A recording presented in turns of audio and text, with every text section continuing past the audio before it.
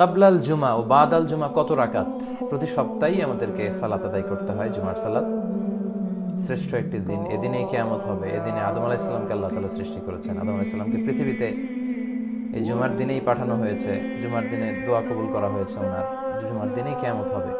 তো এই জুমার দিনে আমাদের 2 রাকাত ফরজ সালাত পড়তে হয় বা ওয়াজিব যেটাকে আমরা বলি।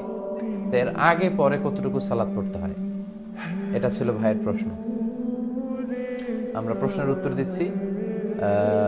1200 জন ইতিমধ্যে আমাদের সাথে যুক্ত হয়েছেন। আমি আপনাদেরকে বলবো, যারা দেখছেন তারা শেয়ার বাটনে ক্লিক করে এখনই অন্যান্যদেরকেও আমাদের লাইভ প্রোগ্রামে যুক্ত করে নিতে পারেন।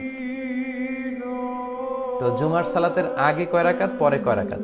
জুমার সালাতের আগে হচ্ছে 2 রাকাত। বিশুদ্ধ মত অনুযায়ী, সুন্নাহসম্মত যে মত, সেটা হচ্ছে জুমার সালাতের আগে আপনি 2 রাকাত পড়বেন। মসজিদে ঢুকেই 2 রাকাত পড়তে হয়, এটা পড়বেন। ওটা পরে যদি আরো সময় পান আপনি আরো পড়বেন। অর্থাৎ ইমাম সাহেব খুতবা দেওয়ার আগ পর্যন্ত আপনি 2 করে মা কুদ্দির আলাকা মা কুদ্দির আলাহু, আপনার যতটুকু সুযোগ হয়। তার মানে বোঝা গেল জুমার সালাতের আগে কাবলাল জুমা এটা সুনির্ধারিত নয়, এটা অনির্ধারিত। 2 করে যদ্দুর পড়া যায়। আচ্ছা, আর বাদাল জুমার ক্ষেত্রে সহিহ সুন্নাহ যেটা এসেছে 4 রাকাত। বাদাল জুমা আপনি পড়বেন 4 রাকাত যদি মসজিদে পড়েন। আর যদি ঘরে গিয়ে পড়েন তাহলে 2 রাকাত। আল্লাহ রাসূল সাল্লাল্লাহু আলাইহি ওয়াসাল্লাম মসজিদে নববীতে যখন বাদাল জুমা পড়তেন তিনি 4 রাকাত পড়তেন, ঘরে গিয়ে পড়লে 2 রাকাত পড়তেন। তো আশা করি বুঝতে পেরেছেন যে কাবলাল জুমা অনির্ধারিত, 2 করে যদ্দুর পড়া যায়, আর বাদাল জুমা 4 রাকাত, ঘরে পড়লে 2 রাকাত।